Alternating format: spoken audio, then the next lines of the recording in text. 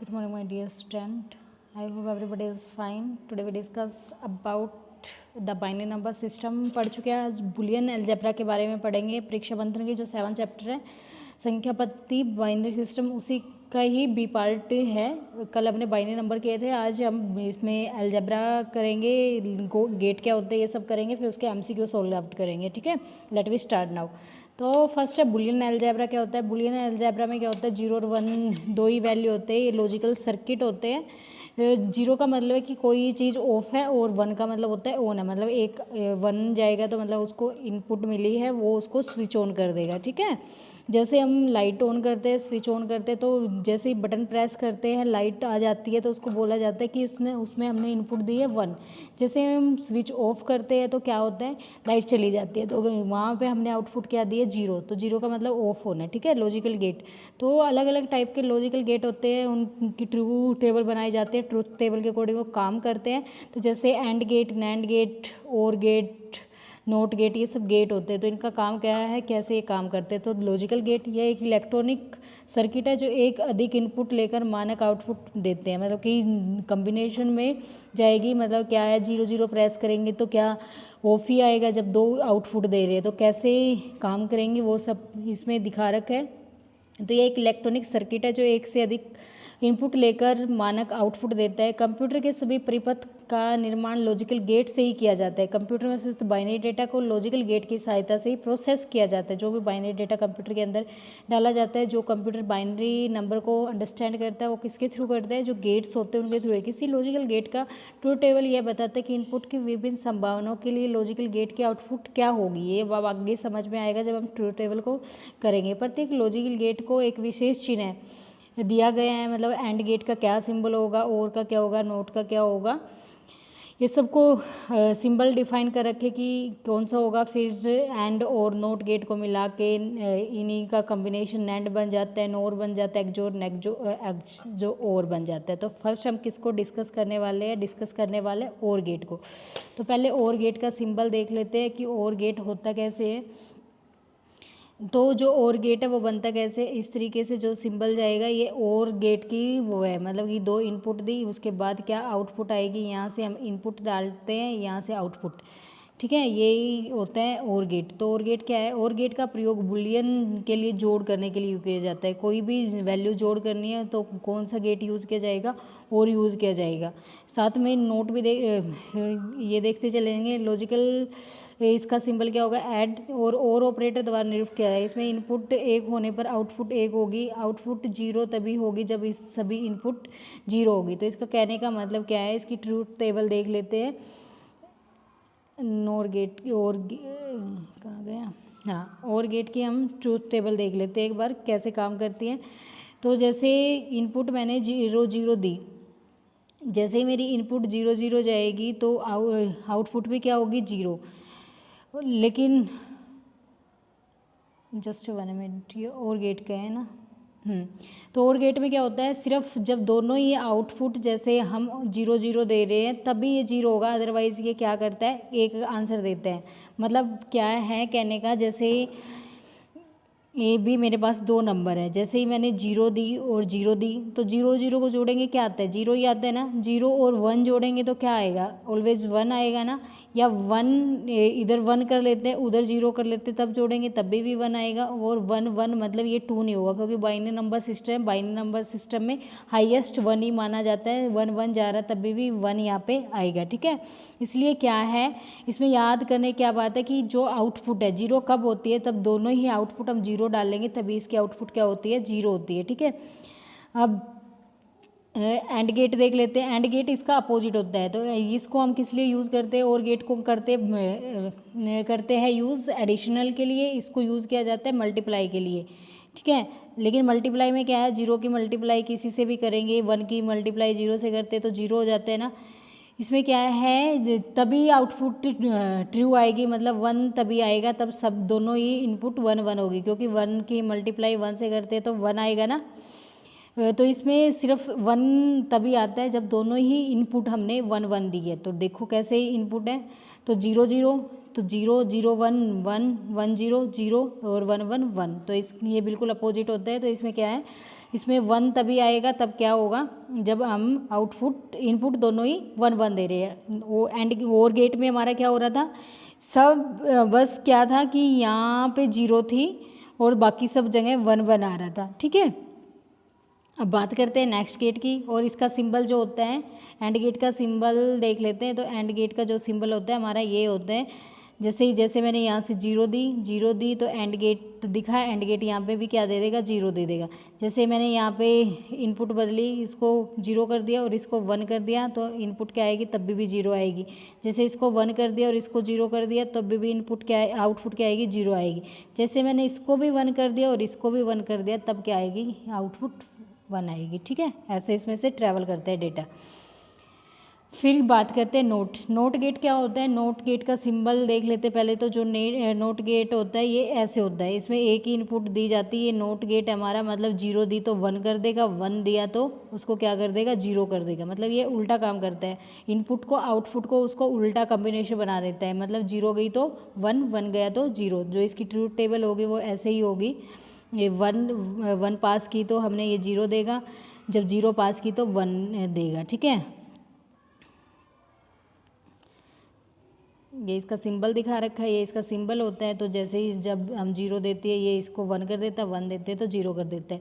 NAND gate, अब NAND gate क्या होता है, 2 गेट का कॉम्बिनेशन है। नैंड गेट में क्या होगा, नोट और एंड गेट दोनों जुड़े होंगे। तो ये क्या करेगा, अब एंड गेट क्या कर रहा था, मल्टीप्लाई कर रहा था, और मल्टीप्लाई करके क्या कर रहा था, जब उसको इनपुट दोनों ही इनपुट 1 1 मिल रही थी, तभी वो क्या दे रहा था, 1 आंसर दे रहा था। अब नैंड गेट क्या कर देगा, उल्टा कर देता है, क्योंकि ये उसका उल्टा कर रहा था ना कि 1 को 0 कर देता। तो अब नैंड गेट में क्या होगा, जब 1 1 जाएगा तभी 0 होगी, अदरवाइज सबको 1 कर देगा। आया समझ में मैं क्या कह रही हूँ, कि मतलब जो उसकी आउटपुट थी उसको बिल्कुल अपोजिट कर देता है। तो देखो पहले करके देख लेते हैं, इससे समझते हैं कि कैसे काम करता है। जैसे मैंने यहाँ पे 1 1 दिया, तो एंड गेट से पास हुआ, एंड गेट से 1 जाता है तो क्या आएगा, 1 आएगा, क्योंकि ये ऊपर हम टेबल में पढ़ चुके हैं। अब ये नोट गेट से गुजरेगा तो 1 नोट गेट से जाता है तो क्या आ जाती है, आउटपुट 0। तो इसका मतलब क्या है, वैसे तो जब इसकी टेबल थी एंड गेट की, तो उसमें क्या होता था, यहाँ पे हमारा 1 आता था ना। एक बार यहाँ पे मैं टेबल बना देती हूँ।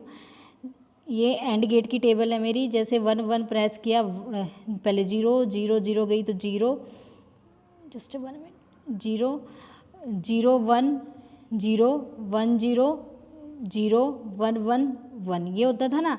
अब जब नैंड की बनाएंगे तो नैंड में क्या हो जाएगा, यहाँ पे मैं नैंड का देख देती हूँ। तो 1 यहाँ पे 1 आ जाएगा, इसकी आउटपुट जो आएगी 1, इसकी आउटपुट 1, और इसकी भी आउटपुट 1, और इसकी क्या 0। इस तरीके का काम करेगा, मतलब उसका अपोजिट कर देता है ये। आई होप आपको समझ में आ गया होगा कि कैसे वर्किंग करते हैं। तो जैसे ही ये दोनों का कॉम्बिनेशन है, इसके आगे ये इस तरीके का सिंबल ऐड कर दिया, तो इसका मतलब क्या है, ये नैंड गेट बन गया। क्योंकि हमें पता है एंड गेट ऐसे बनता है, जैसे इसके आगे ऐसे लगा देंगे तो ये नैंड गेट बन जाएगा। Okay, are you understand. तो देखो इसमें क्या किया, जैसे ही 0 0 जाएगी 1 0 1 0, तो इसको पास भी करके देख लेते हैं, कोई भी अलग वैल्यू ले लेते हैं। जैसे 1 0 मैं इसमें से पास करूँगी तो कैसे जाएगा। ठीक है, देखो यहाँ पे जैसे ही आउटपुट चेंज करके देख लेते हैं हम, इसको थोड़ा जूम कर लेते हैं। देखो यहाँ पे जैसे ही मैंने अब कोई इसको 0 दिया, इसको 1 दिया, 0 1 जाती है तो एंड गेट क्या करता है, इसको 0 कर देगा। ठीक है, अब इसने क्या किया, जब नोट गेट से गुजरेगा तो 0 को 1 कर देगा, तो आउटपुट क्या आएगी, 1। तो अब ये टेबल में देखो, तो टेबल में यही दिखा रखा है, जब 0 1 जाता है तो आउटपुट क्या आती है, 1 आती है। आई होप आपको समझ में आ गया होगा कि मैं क्या कहना चाह रही हूँ। फिर अगला देखते हैं, अगला नोर गेट है। तो नोर भी क्या करता है, और का उल्टा कर देता है। मतलब कि जो आउटपुट है उस क्या आ रही थी, जब हम 0 0 प्रेस कर रहे थे तभी हमारा क्या आ रहा था, 0 आ रहा था। जब दोनों ही इनपुट हमारी 0 थी तो तब 0 इनपुट देता था और गेट। लेकिन जब नोर गेट कर देंगे तो क्या करेगा, सिर्फ 1 तब देगा, तब दोनों ही 0 हो गए, अदरवाइज सबको 0 0 0 आंसर देगा। ठीक है, तो ये यहाँ पे जो दिखा रखा है ये सिंबल गलत है, ये ऐसे नहीं होगा, ये रॉन्ग दिखा रखा है, क्योंकि और गेट जो होता है वो ऐसे होता है, ये ऐसे बनेगा यहाँ पे, ठीक है। ये ऐसे जाएगा, फिर नोर गेट में से ये जाएगा, ठीक है, क्योंकि ये तो एंड गेट का ही सिंबल दिखा दिया, तो ये इन्होंने प्रिंटिंग मिस्टेक है यहाँ पे, तो ये सिंबल गलत है, तो ये ऐसे जाके इस तरीके से आएगा और ये इसका नोर गेट का सिंबल बन जाएगा, ठीक है। तो इसमें भी पास कर लेते हैं, कोई वैल्यू पास करके देखते हैं कि कैसे काम करते हैं। एक बार इसमें से वैल्यू पास कर लेते हैं, जैसे ही 0 0 करते हैं, क्योंकि हमें पता है कि जब हम वो और गेट यूज़ करते हैं 0 0 जाती है तो सिर्फ 0 उस टाइम पे देता है, अदरवाइज 1 देता है, लेकिन इसमें देखो उल्टा करेगा। जैसे ही मैंने 0 0 पास की तो इसमें से जाएगा और गेट से, तो ये क्या कर देगा, 0 0 को 0 कर देगा। जैसे ही नोट गेट से 0 जाएगी तो 1 कर देगा उसको। आया समझ में? अब ये इसका सिंबल है, तो 0 0 को क्या करेगा, 0 आना चाहिए था लेकिन उसके बजाय 1 आंसर देगा, ठीक है। ये आपको समझ आ गया होगा। ये इसकी ट्रूथ टेबल दे रखी है, ये देख लेना। अब ये इसके बारे में दोबारा बता रखी है कि और गेट का मतलब क्या होता है, जोड़ने का काम करता है। कोई भी इनपुट 1 होने पर ही आउटपुट 1 होती है, आउटपुट 0 है तभी 0 होगा। ये गुणा करता है, इसमें क्या है, तभी 1 देगा जब दोनों ही आउटपुट 1 होगी, ठीक है। नोट क्या करता है, अपोजिट कर देता है। इनपुट 1 जाएगी तो आउटपुट को 0 कर देगा, इनपुट 0 जाएगी तो आउटपुट को 1 कर देगा। नैंड गेट क्या करता है, इन दोनों का कम्बिनेशन होता है, उल्टा कर देता है, मतलब सभी ही इनपुट 1 होने पर आउटपुट 0 होती है। और नोर गेट क्या करेगा, नोर गेट क्या करेगा, कोई भी इनपुट 1 होने पर आउटपुट 0 होती है, तभी इनपुट 0 होने पर आउटपुट 1 होती है, ठीक है। अब बात करते हैं एमसीक्यू में, क्योंकि हमारे बाइनरी नंबर सिस्टम के भी रह गए थे। अब हम क्या कर लेते हैं, इनको डिस्कस कर लेते हैं, ठीक है। तो बाइनरी नंबर में फर्स्ट देखो, कंप्यूटर की स्मृति मतलब उनकी मेमोरी सामान्य तौर पर किलोबाइट या मेगाबाइट के रूप में व्यतीत की जाती है। एक बाइट बना होता है, तो एक बाइट किससे बना होता है, तो एक बाइट बना होता है 8 नंबर से। तो देखो इसमें क्या बोल रहे हैं, एक जो बीट्स होती है हमारी, बीट्स में जो बीट्स है वो किसका कम्बिनेशन है, 2 का, तो जो 4 बीट्स है उनसे मिलके क्या बनते हैं, निबल बनते हैं। अब पूछे इसने ये बाइट कितने से बनेगी, तो 8 बाइट को जब हम जोड़ देंगे तो क्या बन जाती है, 1 बिट बन जाती है, ठीक है। बाइट के 8 बिट का कम्बिनेशन 1 बाइट कहलाता है। आपको समझ में आ गया होगा, ठीक है। यही इन्होंने लिखा है। नेक्स्ट क्वेश्चन है,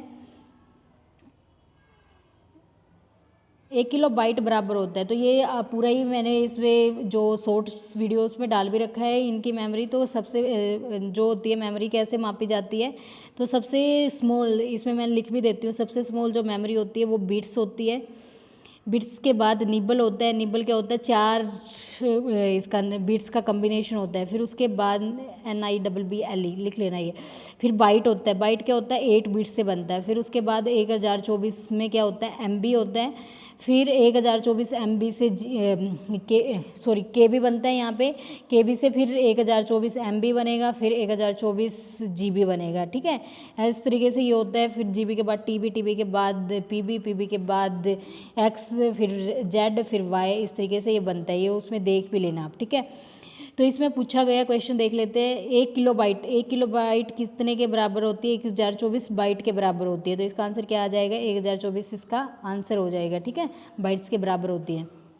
कंप्यूटर भाषा में 1 मेगाबाइट में कितने बाइट होते हैं, तो ये 1 मेगाबाइट में कितने होंगे, क्योंकि हमें पता है, पहले तो किलोबाइट में कन्वर्ट करेंगे। तो 10 की पावर 10 क्या होता है, 1024 किलोबाइट।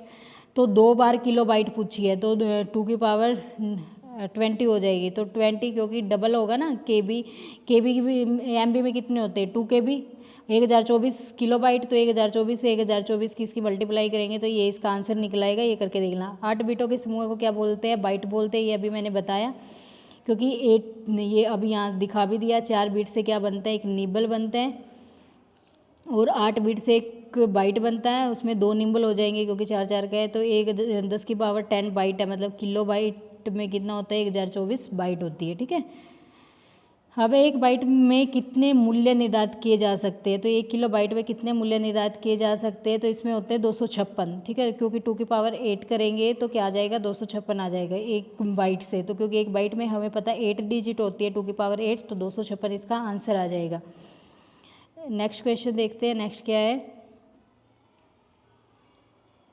इनमें से कौन सा कंप्यूटर प्रयुक्त अंक पद्धति है, बाइनरी, ऑक्टल, हेक्साडेसिमल, तीनों ही है, हमने कल ये डिस्कस भी किया था।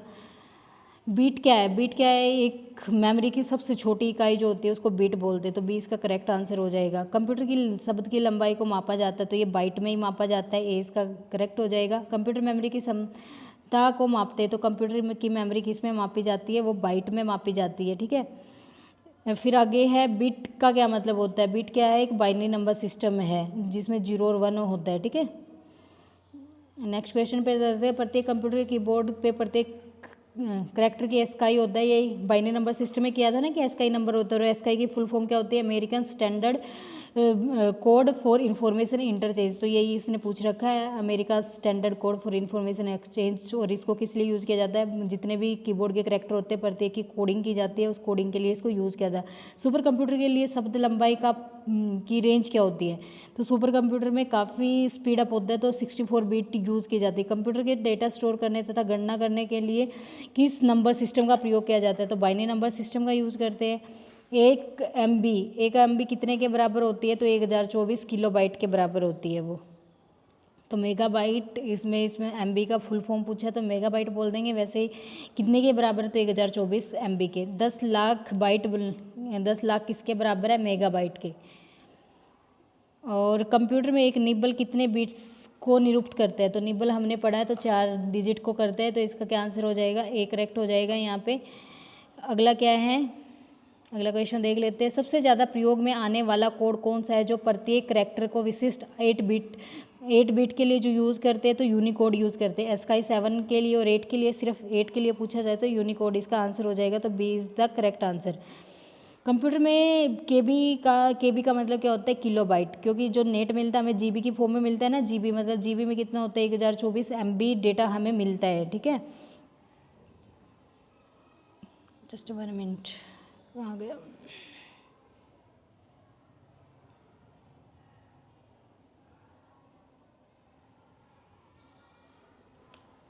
एक बार देख लेते हैं कहाँ।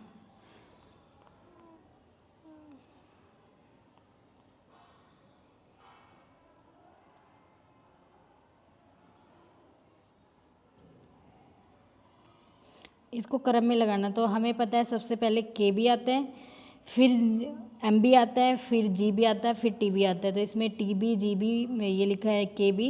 देखो पहले के बी आएगा, फिर एम बी आएगा, फिर जी बी आएगा, टी बी आएगा, तो डी इसका करेक्ट आंसर हो जाएगा। तो ये इसका करेक्ट वो है। निम्नलिखित कौन सा स्टोरेज सबसे बड़ी यूनिट है? तो टी बी सबसे बड़ी हो जाएगी, यहाँ पे डी इसका करेक्ट हो जाएगा।